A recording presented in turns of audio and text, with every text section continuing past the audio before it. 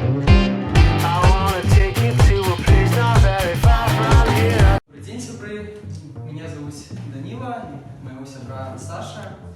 Сегодня мы приехали к вам, как показать частку нашего проекту «Зубромовы».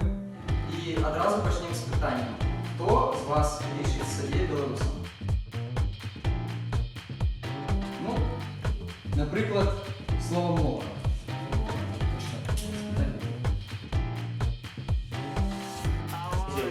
Дозволялося їсти тільки молочні страви. Масло, сир, добре, добре.